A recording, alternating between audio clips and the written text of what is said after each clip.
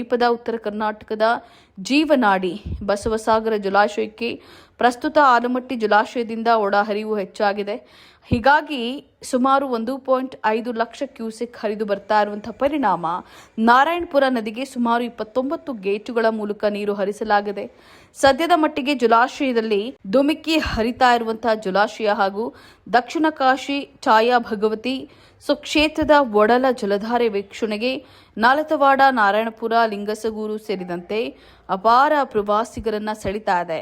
ನಿವೃತ್ತರಾದಂತಹ ಯಾವುದೇ ಇಲಾಖೆಯ ನೌಕರರಾಗಲಿ ವಿಶ್ರಾಂತ ಜೀವನದೊಂದಿಗೆ ಸಾಮಾಜಿಕ ಕಾರ್ಯಗಳಲ್ಲಿ ತೊಡಗಿಸಿಕೊಳ್ಳಬೇಕು ಅಂತ ಹೇಳಿ ಕಲಬುರಗಿ ಚಿಗರಹಳ್ಳಿಯ ಮಹಾಶಿವಯೋಗಿ ಸಿದ್ಧ ಬಸವ ಕಬೀರ ಶ್ರೀಗಳು ಹೇಳಿದ್ರು.